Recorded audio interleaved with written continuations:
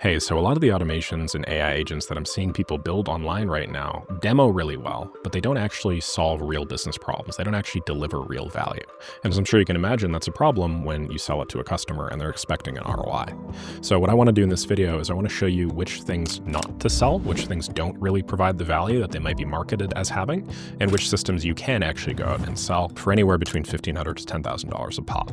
My name is Nick. If you don't know who I am, I scaled an automation agency to $72K a month. This is basically all I do, and I've seen more or less everything in this industry at this point, so I'm just going to be breaking down the most overrated AI automations and agents, and then what to sell instead. So to get started, this is your average AI agent seller right now. A little bit burnt out and probably not having a good time because the vast majority of their clients are churning.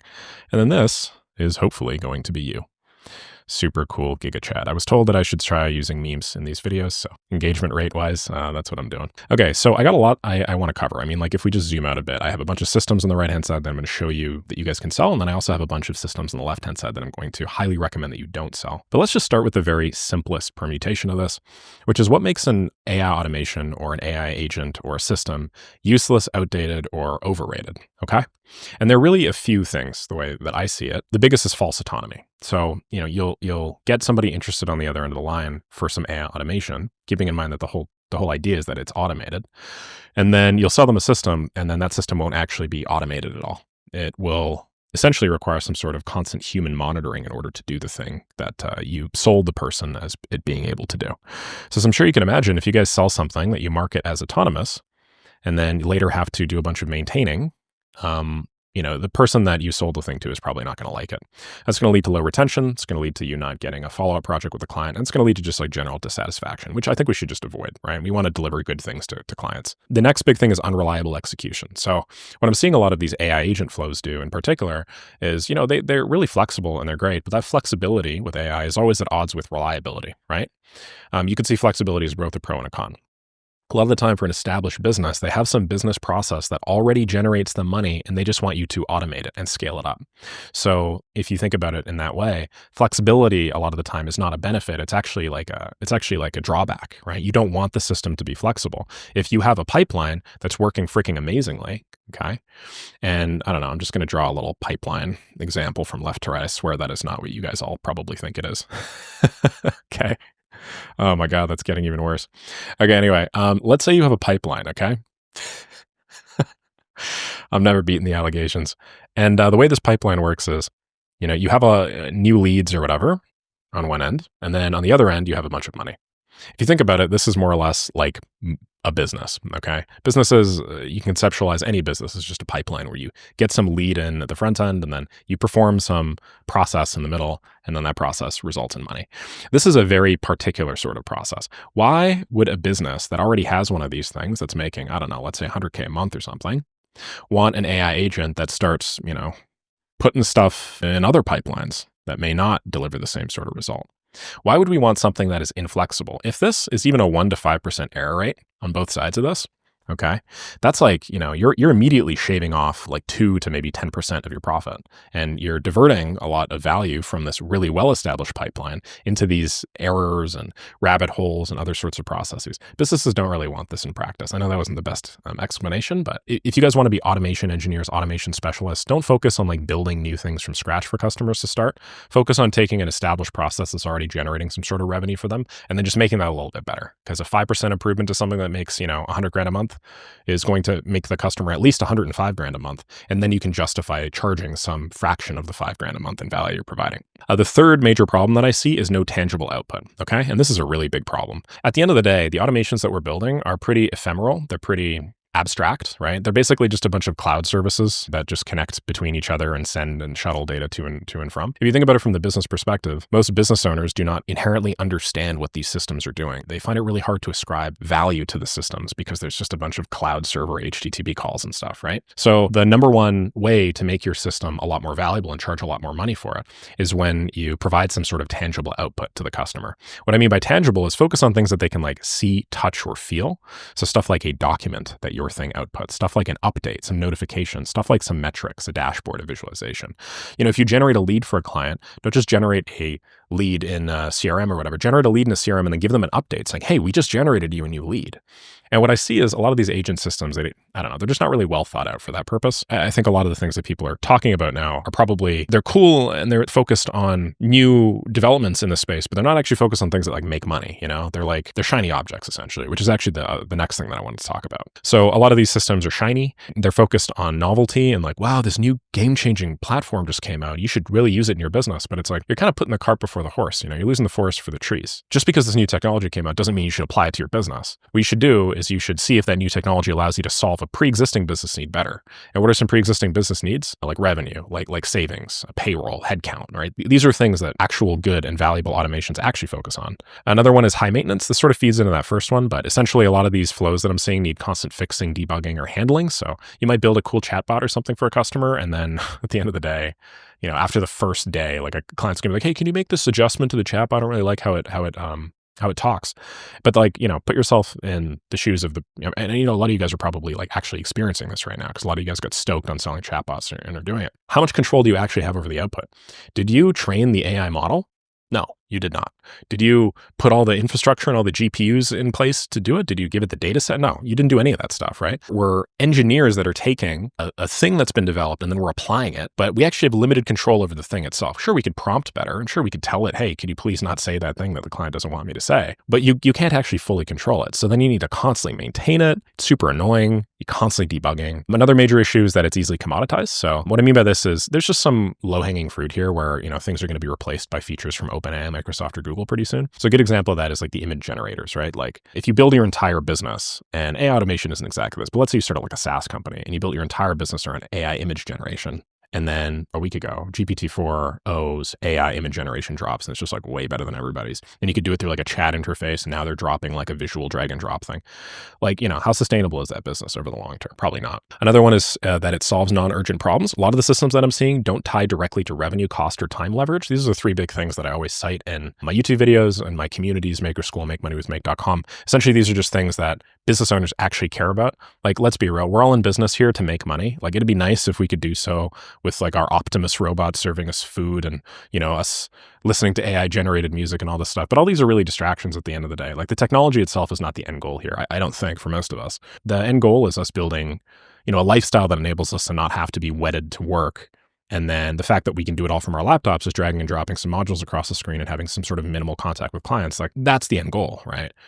Security, safety, feed our families, experience things that 99% of people will never be able to experience. That's the goal. I don't think the goal is actually just like hunching over some new piece of technology and trying to understand like the transformer architecture, right? As dope as that is, and as enjoyable it is to be curious about that stuff, most people here aren't here for that. So just want to make sure that we're solving the things that matter and the things that actually drive us towards generating revenue. Another one is lacks defensibility. So anyone can copy or undercut it with a cheap subscription. I just mean like there's some SaaS products out there that just do some of the things that that I see people selling and they just do it way better. So it's like, why don't I just spend $5 a month for a SaaS subscription with a 99.9% uptime guarantee? Then finally, there's a lot that have bad risk to rewards ratios. This is one of the most important parts. I put this at the end here, but this is one of the most important parts. Like I see a lot of people trying to automate things that will save them a tiny bit of money. A good example of this is like an AI outbound caller or something. Saves them a tiny bit of money, and the cost is $100,000 a month in opportunity.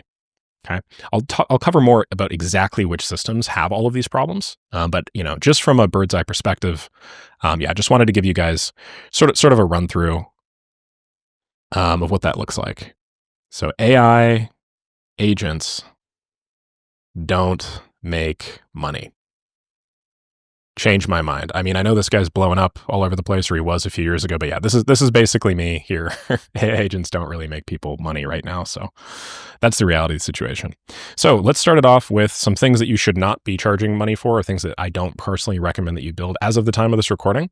I should also just add a disclaimer, like technology is going to get better. And so some of the issues that I'm describing with these software platforms and tools, they are going to improve. So, you know, if you're watching this in like 2032, like odds are a lot of these problems have been solved and maybe you can actually go about selling them and delivering an ROI.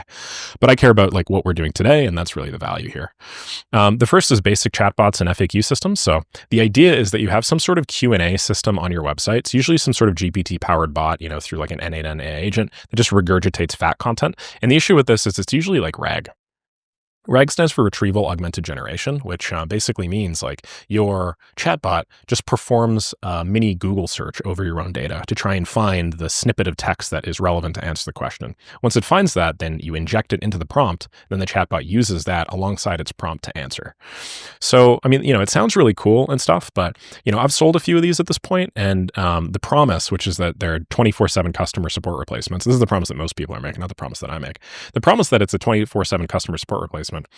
I mean, it's not really there. It's not really at the point where it's a 24/7 customer support replacement. Sure, you can answer really simple questions, but I got to be honest, if somebody's at the point where they're like talking to a chatbot to try and answer a question, if they're that motivated to answer a specific question and like there's a section on your website that just answers that question, then they're just going to answer it on the section on your website. You know what I mean?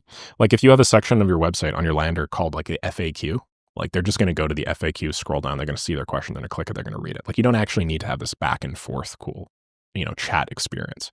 This to me is like the definition of losing the cart for the horse. You have some cool shiny object in the bottom right-hand corner that just takes away from like all of the information that you are laying out on your website anyway. Why have like a crappy answer when you could just have the best answer ever? So in practice, people use these and some companies are using these like semi-successfully, but definitely not for 24/7 customer support replacement. The main cons are they have pretty low engagement rates. In practice, most visitors ignore them because they're just like, oh, this is an AI bot, so it's just bound to be low quality. And most people, to be honest, just still don't really trust AI. They don't really think AI is as good as a human being, and I think most of them are right for it.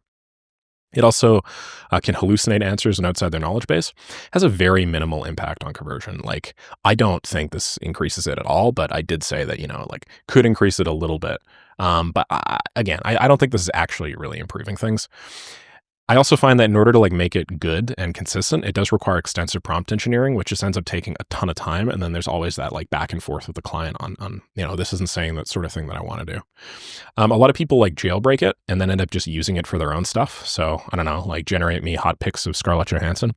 Most businesses also already have FAQ pages that do the same job, or FAQ sections on their website. Or if you're smart, to be honest, you will just answer all the questions that a person could ask the bot just through the website itself. Like they read it top to bottom, they know 90% of the stuff, and then they're motivated to buy. This thing isn't really doing a lot that good website design or good copywriting will solve. Obviously, there's some limited pros, which is that it takes like 5 minutes or 13 minutes or however many minutes in my previous video where I showed you guys how to do this to set up. Can handle some basic repetitive inquiries, and it can reduce support tickets for common questions. So this is actually pretty good for like a backend system. So like if this is like a customer support agent, and they're already a customer and they're asking like, hey, can you do this super templated process? Can you initiate a refund? Like Amazon has a great example of this. They have like a refund bot basically, where if you go down the refund route, you're like, hey, I'd like a refund. The bot literally just calculates. It's the funniest thing. The bot literally takes how much money have you spent with Amazon in the last year or something? And then how much money have you requested in refunds? And if that ratio is below a certain thing, they will just give you your money back immediately. Like that's a great example of a bot that's probably going to work 99.99999% of the time because it's like a procedural equation. Amazon's just like, all right, like let's just keep our refund total down to like 3% or less. If it's 2.5%, we'll just give them the refund and then they don't need to worry about it and they don't need to hassle our customer agents, like our actual humans, right? Like that's a good example of one that works. But usually on the front end, you're not doing that. You're not giving people money and you're not actually going through that process. So yeah, the promise here is that it's 24/7 customer support, reduces support costs, increases conversions. In the reality, it does basically none of those things. Okay. There are a couple of alternatives to that. Obviously, human support for complex queries. Like if there's a human being that's online that happens to be able to answer that question, people are going to want to communicate with that more and you're going to get more perceived like brand value. If there's a person, you could also just get like a well-structured FAQ page or FAQ section, I should say. And ideally, you just answer those questions before, right? Okay, another really big issue is appointment setting agents or AI. So the idea behind this is an AI system, like a Go high level system or something that handles booking, rescheduling, and the managing of appointments. These things are often voice or chat-based interfaces, like a VAPI agent or something. And the whole idea is that the promise is that they're essentially a virtual receptionist or a scheduling assistant. Like, hey, just hire virtual Peter. Peter will do everything for you at a millionth of the cost of an actual person. So we'll just install that guy in your business, and then we'll charge you $3,000 a month for maintenance. It's like that sounds really nice, and the person gets to let go of one of their staff members and maybe start making a little bit of money on the arbitrage. But this is exactly what I was talking about when I said losing the forest for the trees. Here's how the math works out, okay? Let's say we have two options, okay? Like this is human and before, okay? Let's say Every time a lead comes in, previously, the new lead was converting into a meeting at something like a 30% conversion rate, okay? This is reasonable. In practice, maybe 30 to 50%, depending on how quickly you can get back to them. And then, this meeting, should it go through, should 30% of the meetings go through and you land a client, I don't know, maybe you just make $1,000. Very simple math, okay? Let's say you get 100 of these a month.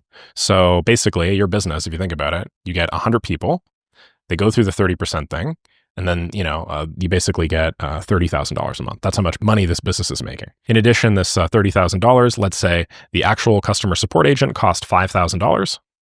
So, what you're really making is you're making $25,000 after cost of marketing and stuff. And you're thinking, oh, that's great, but we could probably save that $5,000, right? Maybe I'm just going to build an AI system to do it all for me. Well, here's how that math actually usually works out in practice, okay? You have this is the AI version. You have a new lead that comes in, and then instead of giving it to a human, you give it to an AI, okay? The thing is, when you give it to an AI, AIs make mistakes, and people really don't like being sold to by AIs. So what is inevitably going to happen? You may have eliminated this customer support person completely and saved yourself $5,000, but you will also substantially decrease your conversion rate. So maybe now you only convert 20% to meetings, okay? So 20% times 100 leads is only $20,000. So $20,000 minus, I don't know, you spend like $2,000 or something instead of the $5,000 on an AI person to handle it, like one of us basically to handle it for you. Your net is now $18,000. So what actually happened? Sure, you saved $3,000 by replacing this person with an agent, but then at the end of the day, you lost $7,000 because you lost your inbound. So this brings me to a general rule of thumb, which is like at the first point of contact with a customer, you want that first point of contact to seem as human as freaking possible. And if AI and humans are still not exactly at the same point, just in terms of like their quality, their ability to respond, how the person on the other end of the line feels, like you want to make sure that people feel respected when they reach out to your business. If they just feel like another cog in the wheel, the likelihood that they're going to goes down a lot. So the main issue is if you replace that with an AI agent, then basically what you're doing is you're saving a tiny bit of money, but then you're losing a massive amount of opportunity cost, aka money that you would have made had you actually had a human being in the process. So don't lose the forest for the trees, I guess is what I'm trying to say. And these appointment setting agents have a number of problems which interfere with their ability to do things. Now, I'm not going to go over all of these because as you can see, we're getting kind of wall of texty, but they have a big failure rate. Also, you guys are going to have this whole document down below in the description, so feel free to take a look at it. They have a big failure rate, especially with complex scheduling requests. Limited context understanding, which leads to more failures, okay? And it's difficult for them to do things like prioritize urgent versus regular appointments. If you try and build that sort of logic in, like there are some appointments that are significantly more urgent that you need to deal with than other appointments. And so in reality, if somebody's going to pay you $10,000, you want to make sure that they get dealt with first, right? This sort of second and third order logic is very difficult to implement right now with these schedulers. So you end up with these like very brittle systems that don't actually allow you to flexibly deal with the front end of your business, which to be honest, I think is the most important part of your business. So don't sell appointment setting agents either. The marketing promise is that you get a virtual receptionist that eliminates scheduling and has 24/7 booking capability. But in reality, you have very high failure rate, very poor rescheduling. You can have minor issues like time zone confusion. And then also you kind of lose context in the clients, which ultimately results in, human intervention having to come in and you just like defeating the whole purpose of these savings. On the same vein, AI sales agents, so instead of inbound schedulers, but like actual sales people, suffer from all the same problems that I showed you guys earlier, except 10x that many problems. So they don't just suffer from, like a 30% to 20% conversion rate, but considering that this is the entire sales arm of your business, this is even further ahead if you think about it than that. This is like the most important part of your entire business. If conversion is over here, okay, then this is the part of the process that we are essentially trying to outsource. And the closer something is to conversion, generally like the less you want to outsource this, less outsource. That doesn't make sense, but you guys catch my drift, right? So there are some, vague supposed benefits of this, like it can handle lead qualification. If you're smart, you can use an AI sales agent to like immediately send somebody a text message or SMS the second that they like get to your business or whatever. These are minor little benefits, I would say. And there are, of course, some nuances, but yeah, you definitely don't want like an all-in-one agent that qualifies leads, handles objections, and closes deals, because the gap between them and a real human being that is like a closer is so much bigger than the gap between a real human being that's a setter. So if we were losing $7,000 in that example before, we're probably going to be losing like $15,000 here. Just doesn't make sense for most businesses. Another big issue is outbound voice callers. So I see this a lot now because I made a VAPI video where I covered, how to have like an inbound agent essentially.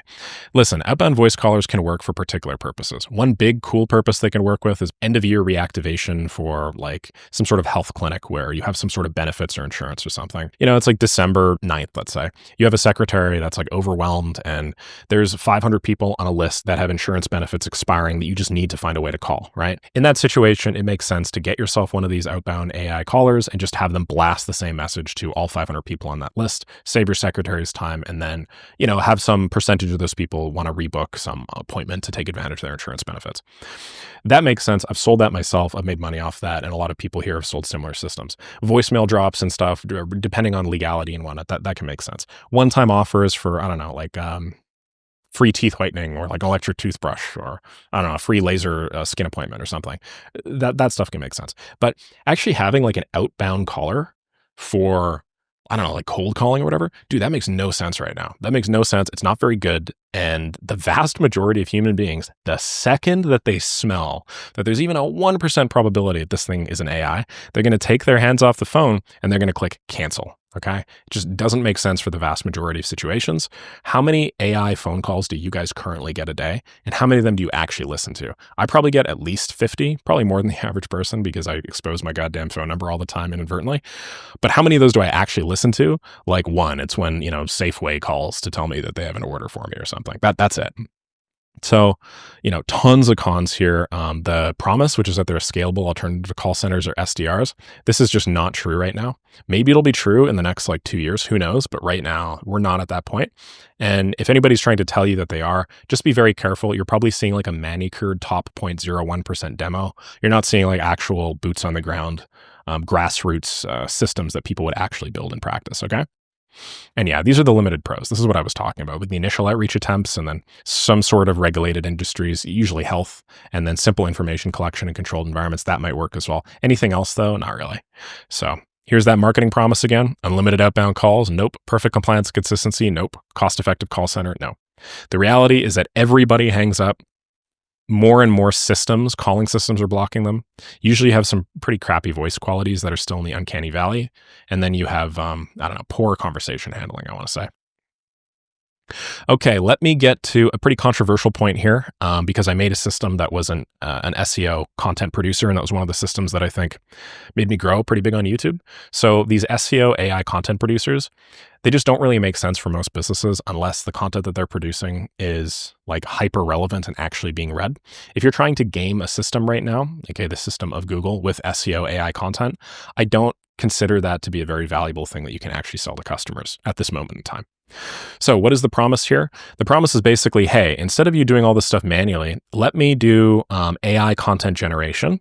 Okay. And I'll make a content factory for you that'll just drive massive amounts of organic traffic. In order to do that, we're going to use GPT. We're going to use some similar models. It'll generate articles, blogs, and landing pages. And, we'll essentially just be able to take in a bunch of keywords and a bunch of topics. And then we'll just be able to do thousands of blog posts a day or something like that. In reality, Google is now actively penalizing AI generated content. But more important to that is that AI generated content just doesn't really, people are looking for alternatives to this stuff anyway at this point. AI generated content for most purposes is it just tends not to be very deep. If a person's at the point where they're clicking on the bottom of the first page of Google to look for something, they probably want a very nuanced, deep answer. And AI is just not really yet at the point where it can do that at scale consistently with most of the approaches that I'm seeing. The reality is, if I were to just pump in the same search query to ChatGPT or GPT 4.5, I'd probably get a better answer than I would if I went on that. And I'm not trying to say that just because I could do that, that invalidates this as a business process. But the way that I see it is there was basically a short period of time where it made sense to do this. And if you did this, you could actually go and, you could make money. And I think personally, maybe some people are going to call BS, and that's fine. This was around 2020, maybe 2021, maybe 2022. Okay. And I think that there was kind of a big opportunity here But then right over here, ChatGPT came out, and tons of search engines and everything started penalizing AI content. And I don't really think that, like, if you consider this as the value of the system over time, I don't really think, here, us being right now, I don't really think that there's much value in this at all. So my reasons for this are that you typically get poor engagement metrics on this content, and whether that's because Google or other search engines are actively penalizing AI-generated content, or just because most of it sucks, I don't know.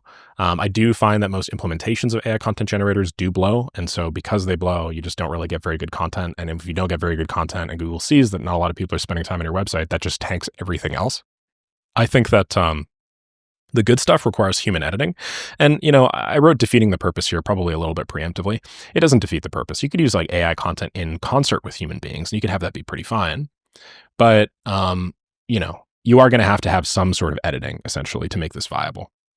Now, there are some limited pros here. My content writing company, 1 Second Copy, does this, and we've been doing this for the better part of many years now. We will have AI generate or pre-generate content for you. And then we'll have human editors and human writers go in and then refine the content. But usually, if you think about it, like, we'll do like 50% of the work with AI. And then the other 50% of the work will be human. And that's a far cry from what most people think, which is most people want like 90% AI and then like 10% human. So the bar is increasing, right? I think this could work for extremely long tail or low competition keywords. We're talking like really procedural stuff. Like you could have AI generate like 5,000 small little regions or something like that in Arkansas or something. And then you could like actually rank a very specific zip code based or region based search that might apply to like a very particular subset of people. I think that might work. And I do use it to generate content outlines or research summaries. But yeah, just in terms of like mass SEO content websites and stuff, that opportunity was here. And I think a lot of people are still trying to sell the opportunity over here as if it was here. And it's like, no, man, there's a big gap basically between what people are saying that the systems are going to produce and what they actually produce. And guys, if we just get in the habit of selling systems that don't work to customers, you can also think about it just strategically. Our entire industry gets devalued because there are a lot of empty promises and fake things being thrown around. If there is any industry to be devalued, to be honest, it is our industry because we're working with like the shiniest technology on planet Earth. But just wanted to show you guys my thoughts there. Okay, the next one are email agents and GPT responders. I've sold a bunch of these and I use a couple of these in my business. So I'll show you guys what not to do and then what to do. And then again, I have a bunch of alternative systems that you guys can actually sell later on in the video. But essentially, these are AI systems that will draft, send, and then respond to emails completely autonomously. The idea is to process inbox comms with minimal human input. And the whole marketing idea is never miss an email again. In reality, you can use them to filter emails and stuff. That's fine. But actually going through the entire process of sending and responding to emails and like dealing with your whole email inbox, I think is just very silly. Because if you're at the point where somebody is sending a customer an email themselves, okay, that person is similar to a lead. It's like the highest quality sort of communication you can realistically get. It's the closest thing to money that you could ever get is like a customer sending you an email in your inbox or one of your, I don't know, in my case, community members sending me a message or something. Why would I automate that? It doesn't make any sense to automate. You can hand that off to another human being. You can delegate that. But the probability that an AI will actually be able to reasonably fulfill that request right now is still substantially lower than what a human could do with similar amounts of information. And so considering that this is one of the closest things to money, this is our conversion event again, and it's dollar signs. And this is like over here, like it's really, really close. You don't want to automate that, okay? In addition, a lot of the time, like you'll see it come out and then you'll have to edit it. It misses a lot of the relationship nuance. You'll get an email from somebody that you've known for like 2.5 years or whatever, and you'll respond to them like you've never talked to them before. And there's just like really weird tone mismatches all the time where, I don't know, your model will start using emojis or something, even if you train it not to. Some percentage of the time, because it screws that up, you can actually destroy client relationships. Like who's actually emailing you guys? Who's actually emailing you? Most of the time, if you're a business owner, it's customers, current customers. Or it's prospective customers or prospects, or it's, I don't know, people that have a problem with what you're doing for whatever reason. They have a problem with your product or service or whatever. These people are money. These people are also money. And these people, if not tended to correctly, are money. So why would you have AI with a lower percent probability of being able to do it? Let's say even 20% versus, I don't know, I think like a human being might answer it 50% of the time, fine. That 30% gap means that you are losing 1/3 of all of your money. I mean, that's crazy to me, right? But people don't really think about it this way. They think about it in terms of savings. Oh, I get to save 10 minutes in the morning. Oh, I get to save, 45 minutes going through my email at the end of the day. It's like, well, that 45 minutes makes a third of all of the money that you make. So why would you try and farm that out? Sure, you'll save 45 minutes, but you're going to lose 33% of all of the dollars that are new dollars that are coming into your business. That is not worth it to me. Anyway, there obviously some nuance here. You could use a system like this to handle some basic acknowledgement emails. If you receive the exact same templated email from some service or something saying you get a new lead, obviously you can have this come in. You can process that, which is procedural, basically deterministic, and then have AI write some short little snippet at the beginning of an otherwise templated message and send that back. You can do that. I do this. A lot of people do this. This is like a very high ROI way of leveraging this technology, but don't just have it do everything for you, okay? If you're going to have AI do stuff, have it generate some draft and then read through the draft, make edits, and actually make sure there's a pair of human eyes on everything that goes out, all right? So, I mean, the promise here is that you get to inbox 0 automatically, which is just not true. We got to get back to red, which is scarier. The reality is that, a lot of the time it's generic. A lot of the time you get weird tone and missing context, and then you hurt relationships with the people that matter the most to you, which is money. All right, another big issue that I'm seeing is the idea of these all-in-one AI agents with false autonomy. So these are, I think we've all seen these. These are like the really big, crazy, chunky N8N graphs with like, a quadrillion nodes, and then it looks like a giant piece of spaghetti. These are marketed as fully autonomous business assistants, or I've seen these marketed this way. This thing will run your entire life. Sorry, I dropped my pen. You'll never have to do anything again. You'll never have to, do your dishes because my AI agent's going to do it for you. It's like, do you really think that that's accurate? I don't. These models are not yet at the point where they could respond to your emails correctly. How are they going to run your whole life? And why would you want something that is like 50% as capable as you across every metric to run your whole life right now? Come on, man. You're not going to sell that to a business owner, and you're certainly not going to use that yourself for more than like super isolated things. So yeah, like the reality is these models, we tend to anthropomorphize them as much as humanly possible because that's just how humans work. Anthropomorphize just means we try and make them out to be like people, right?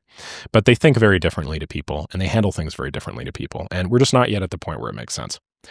I realized that this entire time I've been like a doomer, being like, these technologies aren't there. But like, I want you guys to know, I'm one of like the biggest proponents of AI. I have been invested in this industry for the better part of the last 6, maybe 7 years. I went to school because I wanted to work with artificial intelligence. I dreamed of artificial intelligence, like Oppenheimer dreaming about nukes in the recent movie. Okay. This is all I think about. There's a reason why I'm going so harsh on all of these systems that I'm seeing people sell. And it's because they just don't work right now. This technologies will get to the point where you can have an all-in-one AI agent assistant, probably at some point in the next few years, but we're just not at that point yet. It doesn't make sense to sell people false promises. And the reason why is because you're not going to make any money off that. You're going to sell one crappy project. You're going to get a terrible experience with the client. And then you're just going to have wasted like a good 3 weeks of your life. Focus on real business problems, like what I'm going to be talking about in a moment. Okay, so what are some issues here? 1 to 5% failure rate per query. If you are losing 1 to 5% of every query, you're not losing 1 to 5% of your money. Like I had somebody point out a couple of videos ago in my comments. If you screw up once for a client, okay, you could be screwing up that entire relationship. Okay, if out of 100 inquiries you screw up one of them and you screwed up really massively, that client may just like take that entire business away from you. So 1% failure rate per query does not equate to like a 1% loss in revenue. No, it might equate to like a 30% loss in revenue or something. Is that really something that you can confidently sell to a client? I don't think so.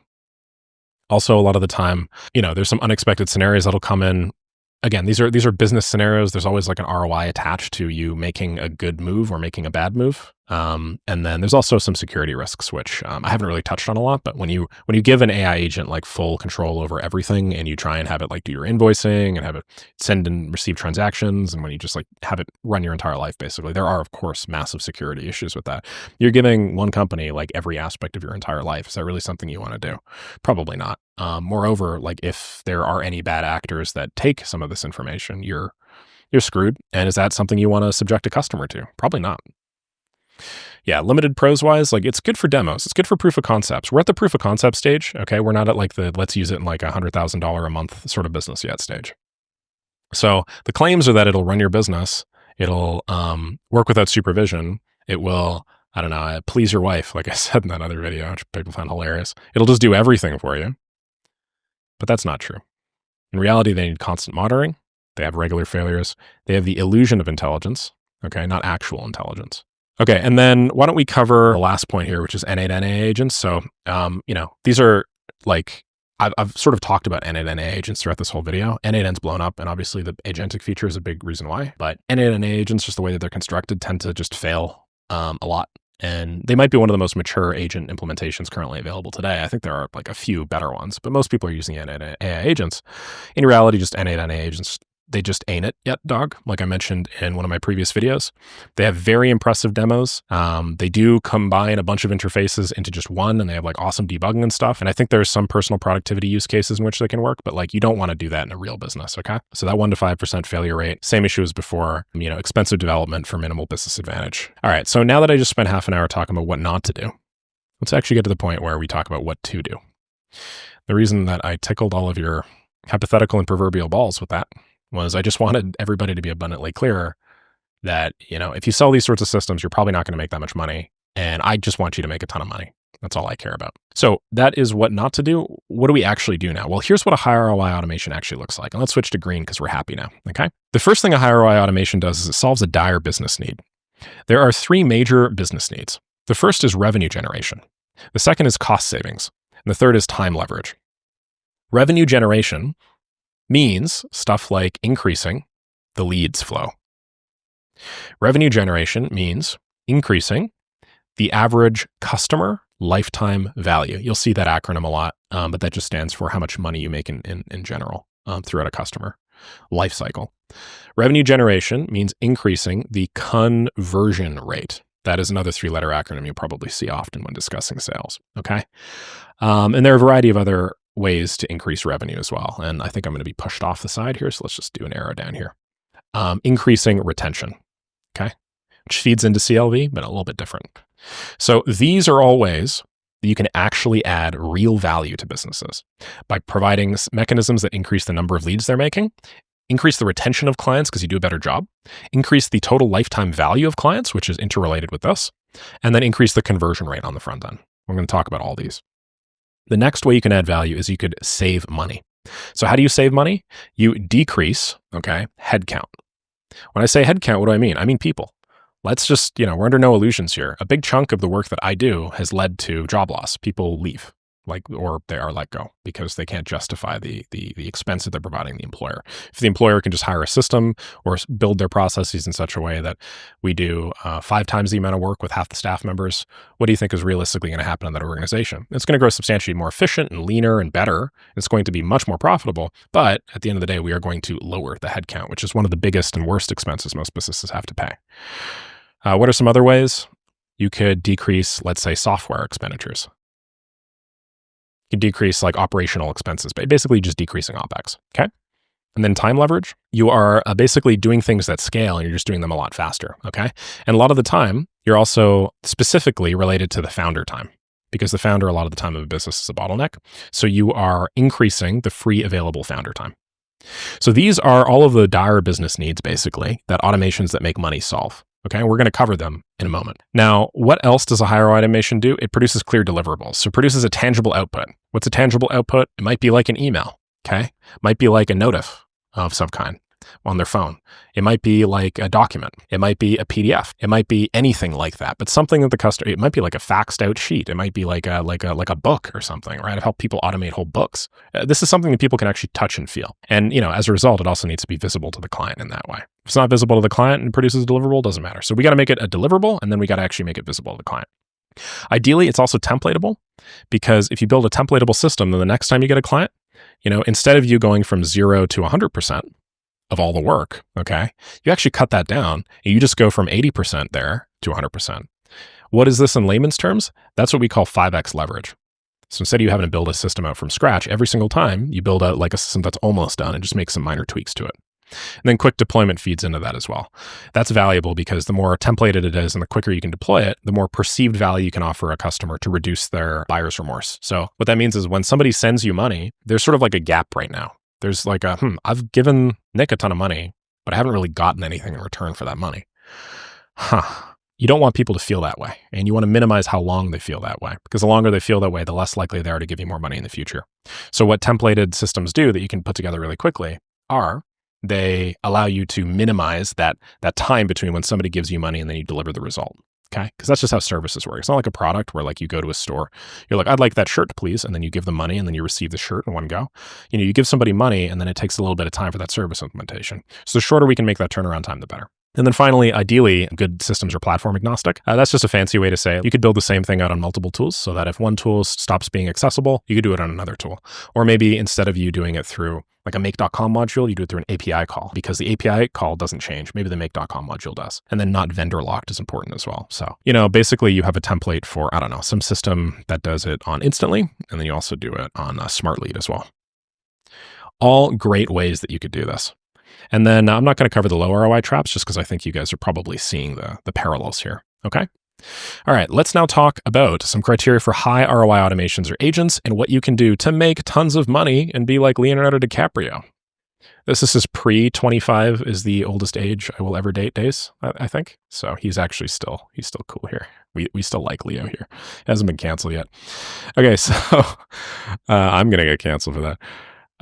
Here are things that actually matter. We're going to solve a dire business need. We're going to produce clear deliverables. We're going to template out most of it. They're going to be platform agnostic. We're going to focus on reliability to a pre-existing business process over flexibility. We're going to focus on measurable impact. We're going to focus on things that require human oversight, but then apply it at particular points that allow us to massively improve leverage. Then ultimately, we're going to do some scalable implementations that can be deployed quickly with minimal customization. The very first, probably one of the highest ROI systems that I put together now, and it really is taking off, is this idea of a deep personalization cold outreach system.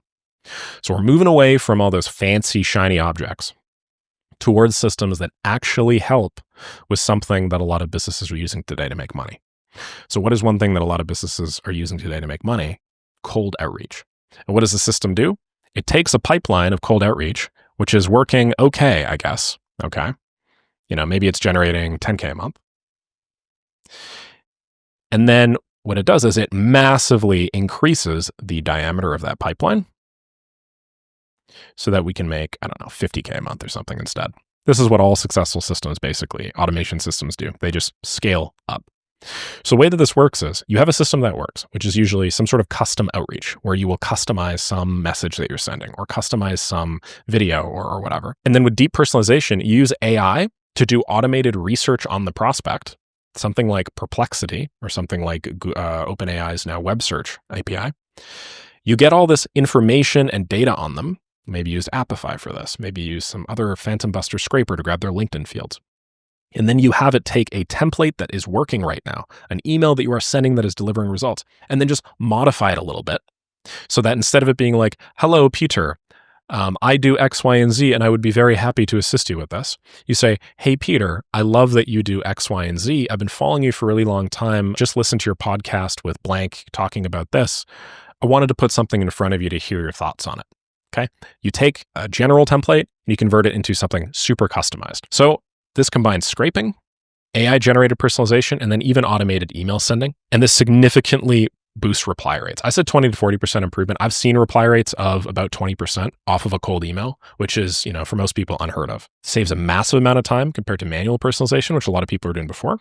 Provides a measurable ROI through increased book meetings and closed deals, and it reduces dependence on large sales teams for that initial outreach piece. It's easily templated. You can just build out a system once in N8N. I've done so. You guys could look at one of my previous videos. I think it's titled Deep Personalization System. Integrates with tons of CRMs, does email marketing, automation tools, and so on and so forth. So how does the system actually work in practice? It's pretty simple. You usually feed in some sort of lead list, and usually the lead list has like a name.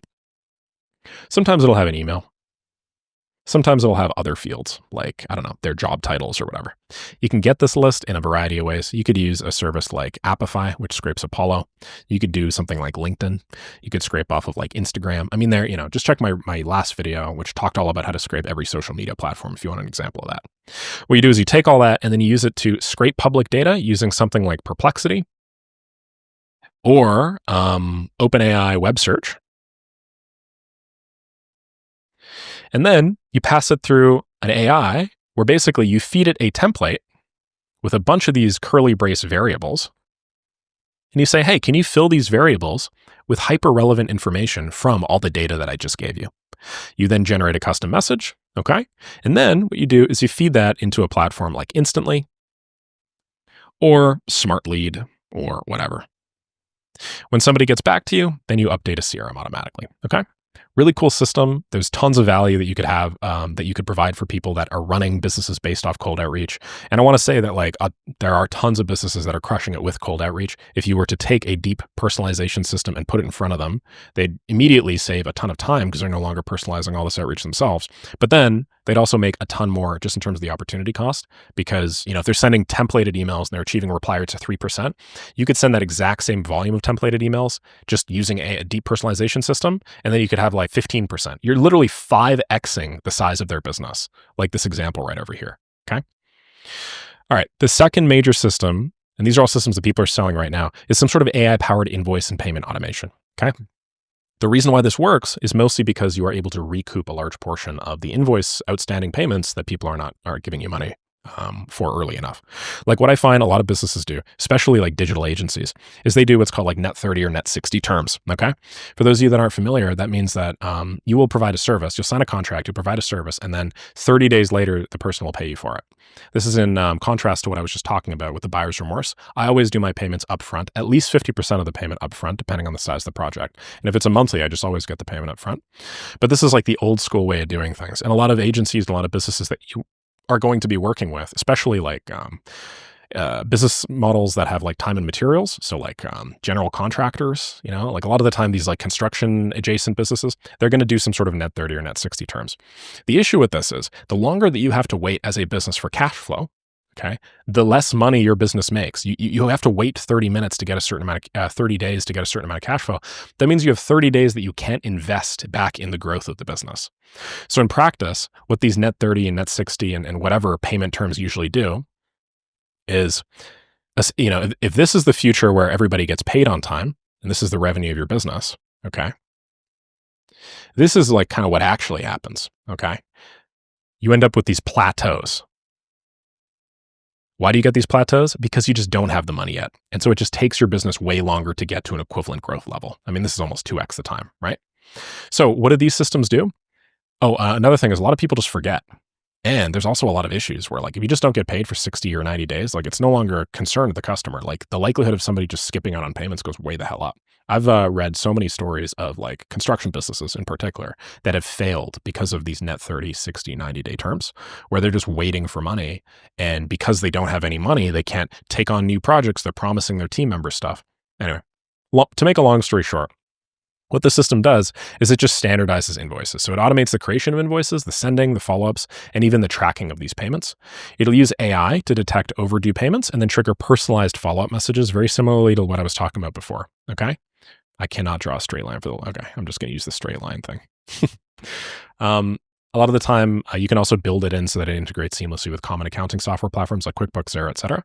And the real value is it significantly reduces late payments, also just reduces unpaid invoices, right? It improves cash flow because now you're getting proactive follow-ups. The likelihood of you receiving something when you should have received it is way higher. You save time spent on manual invoice tracking and collection activities, and then you provide clear, tangible deliverables that are visible to the client. What are those tangible deliverables? Invoices, payment emails, payment statuses, their CRM, their QuickBooks, the money that they collected. This is money. That's what customers care about. So this is super templatable. You just make one for basically every invoice platform, QuickBooks, Xero, whatever. You can easily adapt it for various industries with minor changes in the wording. Platform agnostic, works across tons of different CRM systems, and it directly impacts cash flow, which is the hottest button business need.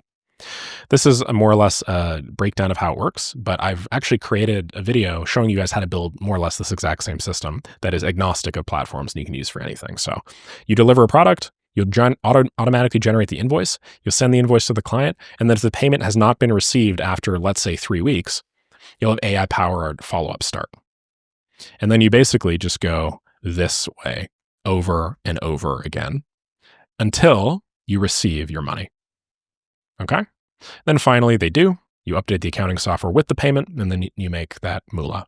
This is super valuable to sell to clients. If you're selling to a business that's $100,000 a month, and they're in one of these industries that I was talking about, and they are losing like $5,000 or $10,000 a month to this problem that I'm talking about. You solve that $5,000 or $10,000 a month problem, you can charge like $5,000 to $10,000 a month to fix it, right? You're solving today's problem, but you're also solving future problems of scale.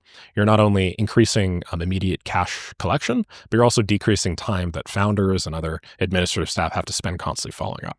So you kind of deliver a ton of value with this. All right, another simple automation that I've put together recently, and a lot of people in my community, Makerschool, are putting together right now, are just some general CRM automations. So basically, you get some new lead coming into that beginning of your pipeline. You usually have some sort of criteria based off that. So industry, budget, engagement, project type, number of bedrooms in a house, whatever the business that you are working with does. Home reno, or they do some sort of PPC. They're usually going to have some sort of like inbound funnel where they ask for various questions, right? And the way that people answer these questions sort of slots them into like different, I want to say like different routes, okay? And if you're smart about it, what you do is you typically, as a business, I don't know, imagine this is a marble falling down one of these holes or whatever, right? One of those games that I think, Plinko or whatever, I don't know. Usually based off the route that they take, you'll do differential comms with them, right?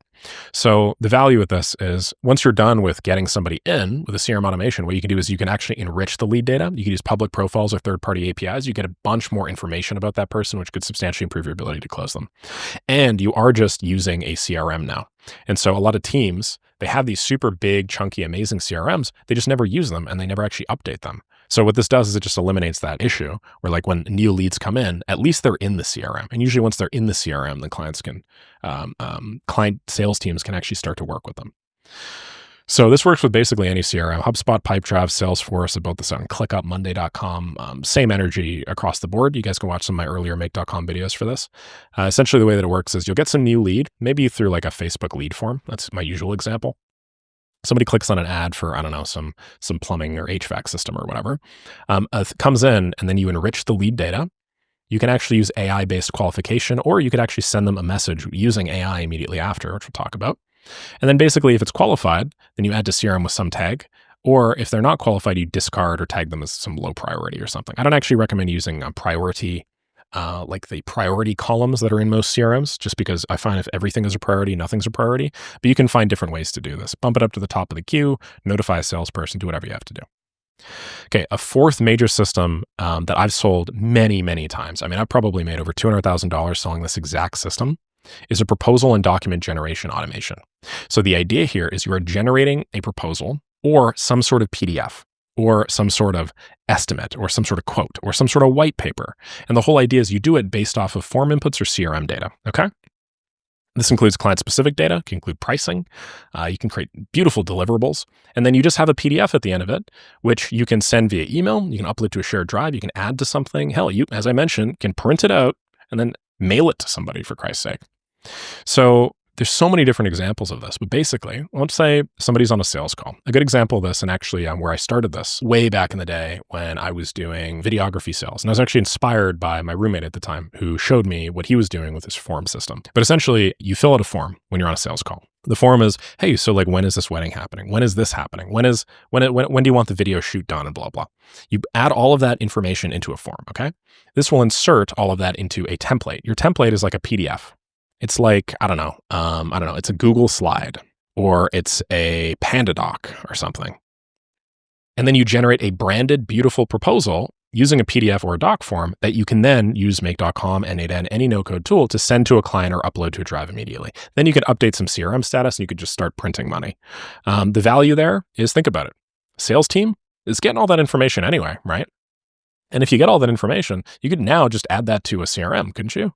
So you can actually combine this with basically every other system that I've showed you here.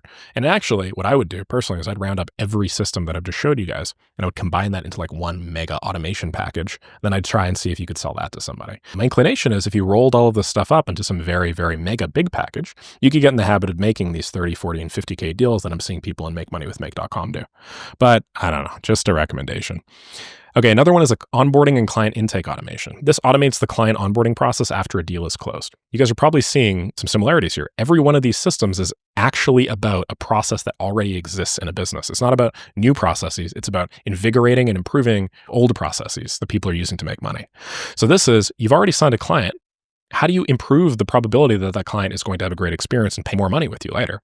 What this does is it collects client info via forms. Usually when you sign a new client, You would then send them an onboarding form, collect a bunch of key info, then use it to auto-update a CRM or PM tool. And then you can do things like send automated welcome emails, schedule kickoff meetings by sending them a calendar link, create a bunch of PDFs and customize docs. Hell, you might even make an API call. This is something that I saw that once that was really cool. Make an API call to a service like Swagbox or something and actually generate custom branded assets, a little hoodie with your freaking company logo on it, a little mug that says, thanks so much for being a client, okay?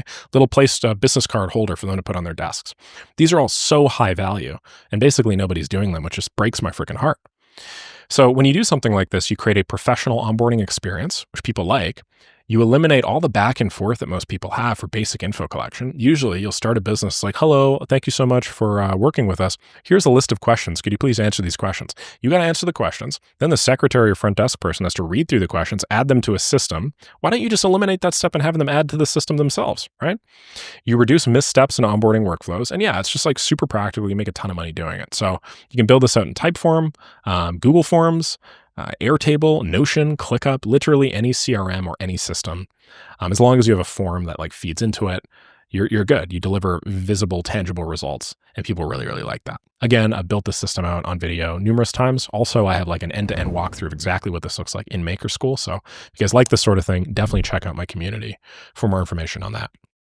Okay, the sixth one is some sort of customer support ticketing automation. Remember how earlier I was telling you guys how Amazon does their stuff? This is essentially what I was referring to. So, the idea is you have some sort of customer support ticket. You're running some SaaS company or something, okay?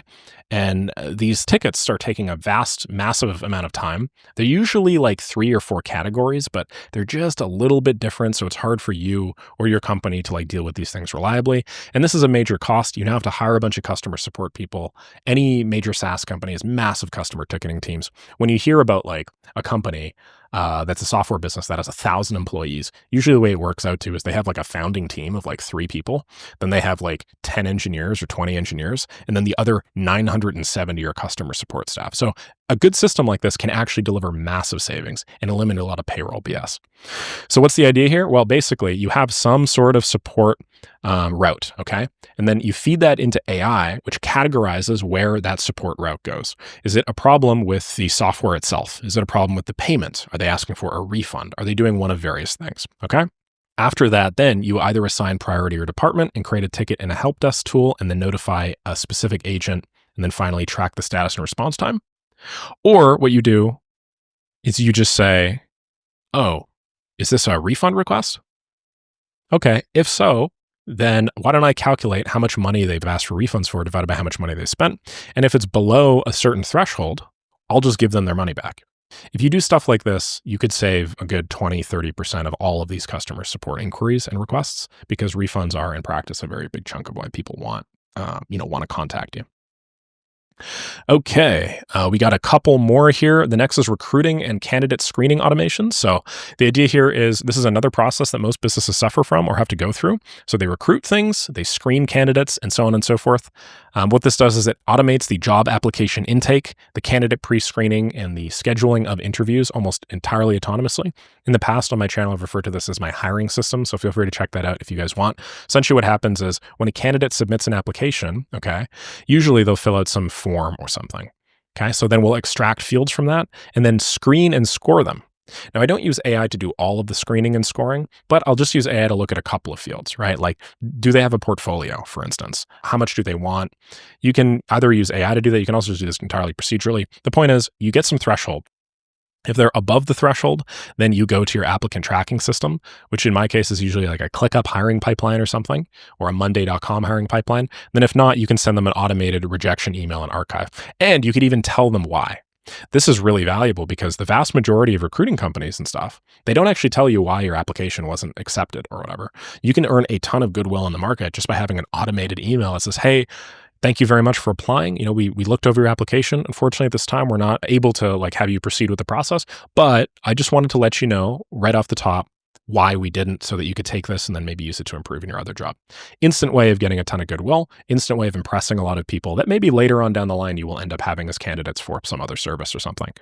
So super quick and easy, saves a lot of time. And then these applicant tracking systems are usually just nightmares for most recruiting companies to deal with. If you have a simple process like this that you can build entirely custom yourself in like 2 hours with my video or my series of videos, then you can deliver a lot of value to recruiting companies super quickly and super easily. Okay, next up, sales pipeline and follow-up automation. So this is something, again, that is a pre-existing process that most businesses will do. Most businesses will follow up with customers, and the money's in the follow-up. It's like the third, fourth, fifth, nth time that they talk to somebody, the person will actually decide to pay them.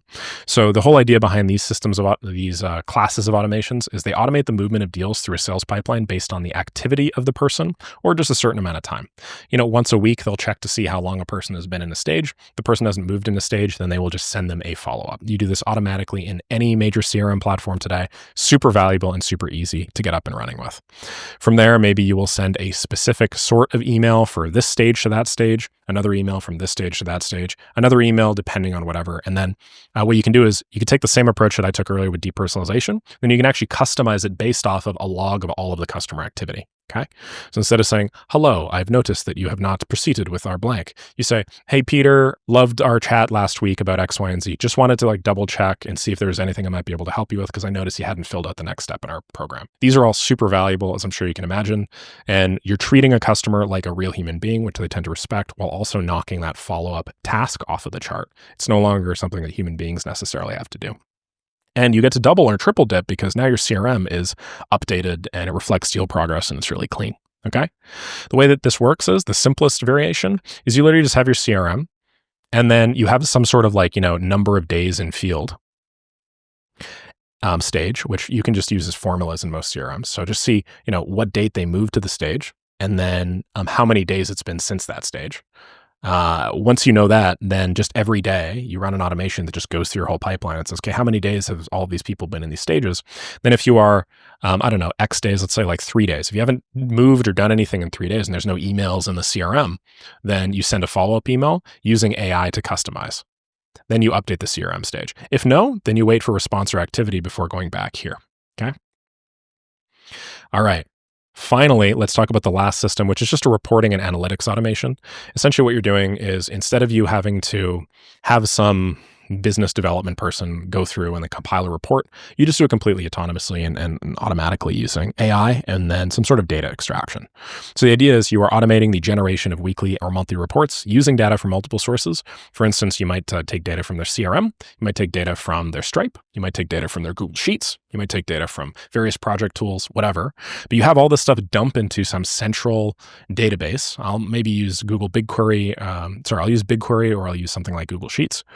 And then it'll format and deliver that as a dashboard in a platform like Looker Studio or Plecto or one of the very many alternatives so that the person can just look at it. When I say generation of weekly or monthly reports, by the way, I don't mean that you do this once a week or whatever. I just mean you have a dashboard that you can pull from once a week. But that same dashboard is actually accessible anytime. It's not you have to wait a whole week to get a PDF or whatever. It's no, this is a real live dashboard on Looker Studio or Plecto. And just once a week, you get an email being like, hey, here is a link to the dashboard with the filters set up for progress over the last week. This saves so much time pulling manual data across all platforms. It saves so much time because you're standardizing the exact same thing every single week, which most small to mid-sized businesses making less than maybe $200K a month just really struggle with. And it makes reporting feel proactive instead of reactive. You're not generating reports that you're looking at. What you're doing is you're looking at a real-time updated dashboard and then just getting notified, okay? The way this works, again, schedule trigger, pull data from all these tools, calculate the KPIs and metrics, and then generate a report. I recommend that you personally use a dashboard wherever possible, just way cleaner, than just, email it over to stakeholders or decision makers. Okay, as you guys could see, there is a lot more BS on the left side of this graph, okay? A lot more BS on the left side of this graph. My earnest recommendation for you guys is when you are building out systems, focus on real pre-existing customer problems. Focus on situations where the customer is already making money or doing a good job in this sphere. So how can we make them do an even better job by sprinkling a little bit of automation on it? Don't put the forest before the trees. Don't get so caught up in how amazing and enjoyable and exciting automation is that you guys forget what you are put on this earth to do with this business model, which is to take a working process and just scale it up. Okay. Don't get caught up with a lot of the crazy things you guys are seeing on YouTube that show amazing demos of technologies and stuff like that, but instead focus on actual practical ways of implementing tried and true methods like I've shown you here to make more money. Because if you can make your customer more money, you can make your customer happy, and if you can not sell your customer bullshit, then they're going to make you very happy financially and also just in terms of your relationship in return. Thank you very much for watching. If you guys enjoyed this sort of thing, I highly recommend you check out Makerschool. As of the time of this recording, we are just under 1,500 members, and I'm increasing the price the second that we hit to 1,500. So Makerschool is my all-in-one 0-to-1 roadmap with daily accountability to show you guys how to sell the exact same systems that I just ran through here. I give you guys practical, actionable, day-by-day, essentially check-ins over Loom, where I guide you through step 1, step 2, step 3. And by the end of it, you guys will have a fully functioning, and not just functioning, but thriving AI and automation business. Really appreciate all the time. If you guys have any questions, just feel free to drop them down below. If you guys have any recommendations for future content, please do the same. And I will catch you all in the next video. Thanks so much. Bye.